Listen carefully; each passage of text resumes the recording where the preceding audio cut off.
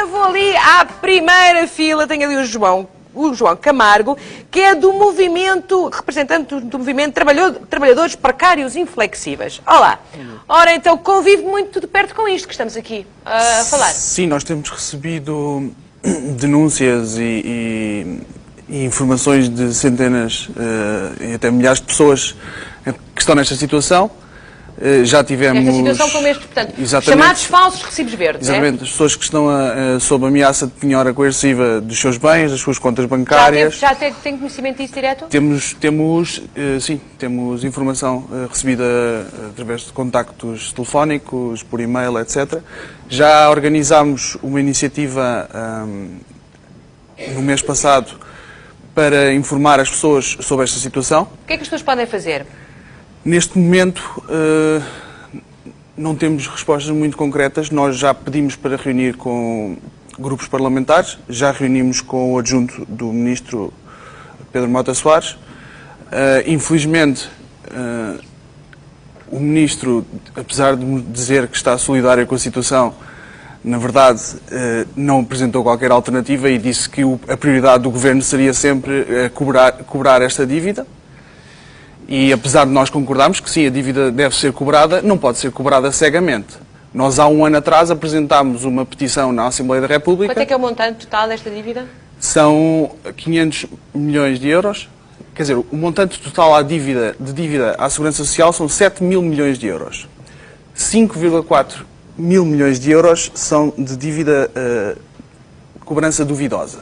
Portanto, dívida de médio e de longo prazo. E depois temos a informação que 500 milhões são de trabalhadores independentes para este primeiro semestre. Portanto, estamos a ver qual é que... recibos verdes verdadeiros ou falsos? Verdadeiros ou falsos, exatamente. Portanto, estamos a ver que a prioridade da cobrança da dívida está a ser deslocada imediatamente para aqueles que têm menos. Para os mais frágeis, para os mais exatamente, frágeis. E que não têm grande possibilidade que não pagar, pois estão na situação mais frágil em termos de precariedade laboral, de precariedade na vida, situações como aquelas descritas pelos... Aqui professores, atores, quem é que está no seu movimento? Que tipo de profissões? Há um bocadinho de tudo, não é? Sim, temos muitos engenheiros agrónomos. Engenheiros agrónomos? Já percebi que isto na agricultura, mas não... Temos veterinários, temos jornalistas... Sim, mas aqui na área das coisas... Arquitetos, bastantes. Como? Arquitetos. Portanto, as chamadas profissões liberais, não é?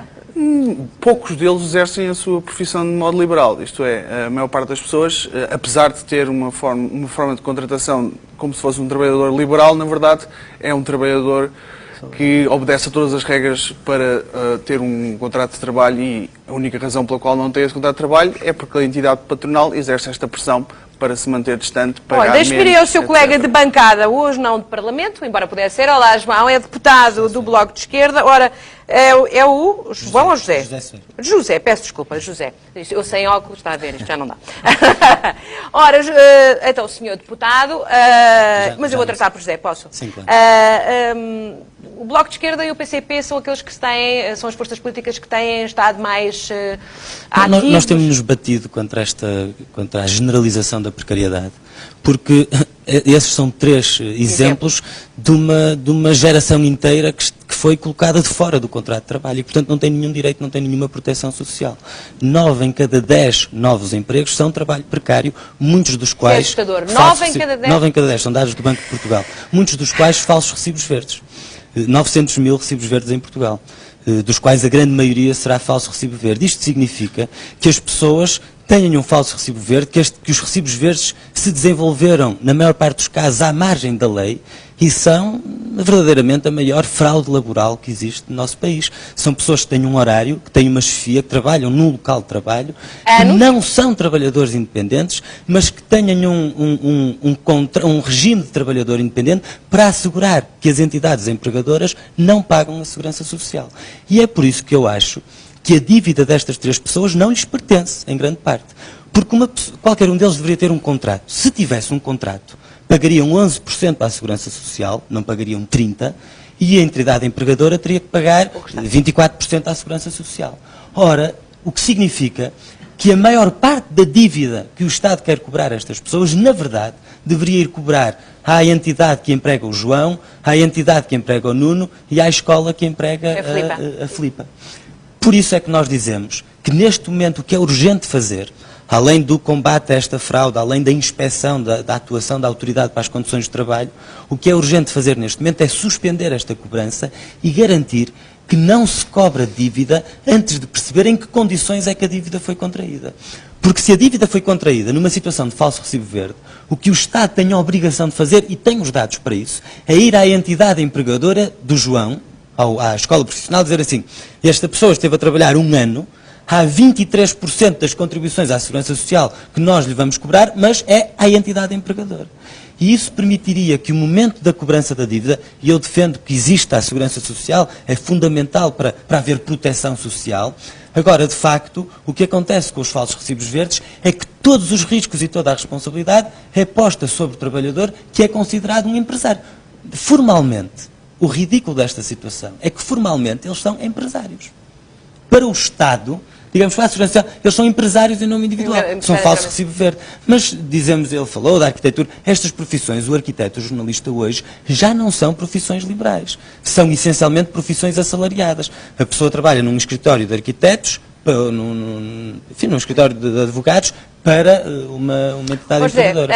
Mesmo no jornalismo, ou, por exemplo, no mundo do espetáculo, nas televisões, etc. Sim, eu, entretanto, seguramente tenho aqui no Facebook muita gente já a movimentar-se e a deixar aqui os seus contributos e a contar os seus problemas.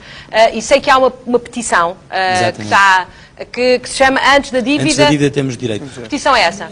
O João pode explicar, nós também a recebemos, eu vou falar dela do ponto de vista de quem a recebeu no Parlamento, e a nossa proposta vai muito de encontro, aprendemos muito com a proposta que é feita pela petição e temos um projeto que materializa essa proposta. É uma petição que diz basicamente isto: antes de nos cobrarem a dívida, nós temos direitos enquanto trabalhadores. Já tem quantas inscrições na petição? Queres falar, João? Não é preciso ter microfone, sim. Esta dívida não foi lançada... Esta dívida não, esta petição. Esta petição não foi lançada agora. Esta petição foi lançada há mais de 1 ano, porque nós já prevíamos que esta situação ia acontecer. Portanto, o que esta petição pretendia, quando foi apresentada na Assembleia da República com 12.000 assinaturas, era que os trabalhadores falsos recibos verdes reconheceriam a sua dívida, desde que fosse desenvolvido um instrumento que permitisse verificar se eram verdadeiros ou falsos recibos verdes. E sendo falsos recibos verdes, essa dívida tinha que ser imputada à entidade empregadora, que era a verdadeira devedora, e não ao trabalhador, que está a arcar com todas as consequências e, pior ainda, a não ter nenhum dos direitos da proteção da Segurança Social.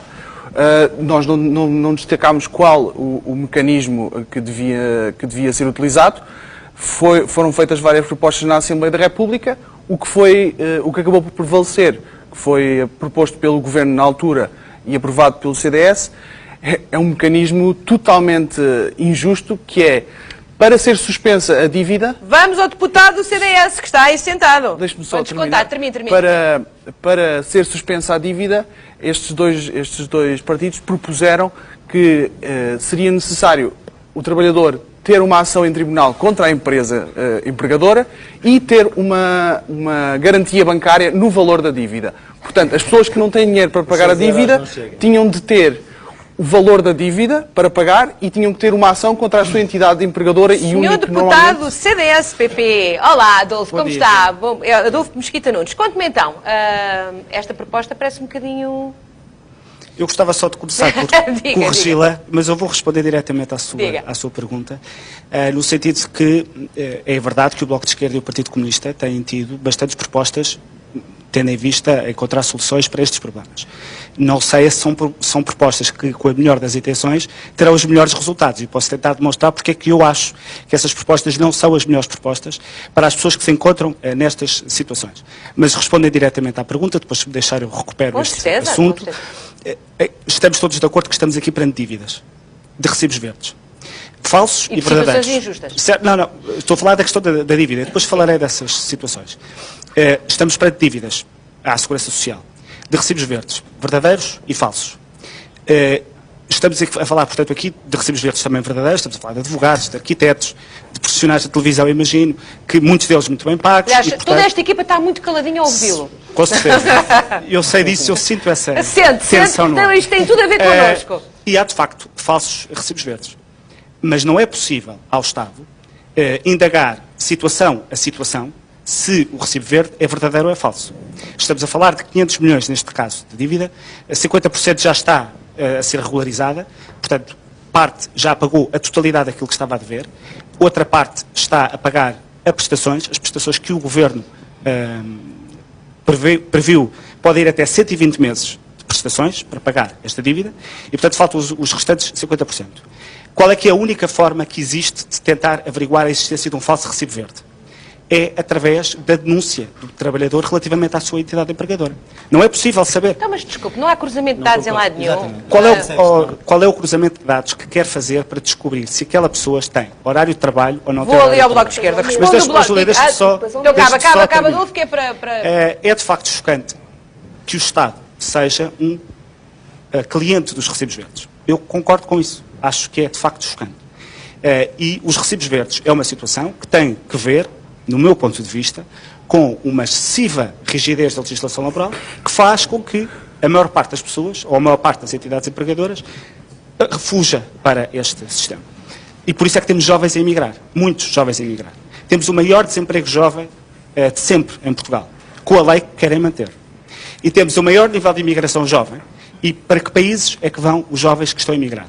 Não vão para países com legislação laboral mais rígida do que a nossa. Pronto, já estamos aí para outra. Diga lá, Filipe, dizer que não pode, não Como é que eu vou denunciar o meu patrão sabendo que se eu o fizer, depois posso ser despedida e fico no desemprego? Entre estar numa situação precária ou ficar desempregada, prefiro ficar numa situação precária. Imagino que o João terá a mesma coisa para dizer. Evidente. Aliás, e depois há esta ideia de que a precariedade existe porque a lei de trabalho é rígida. Eu tenho visto ao longo dos últimos anos a precariedade crescer e o desemprego crescer ao mesmo tempo. Ou seja, a precariedade não está a contrabalançar o desemprego. As duas coisas estão a crescer em simultâneo.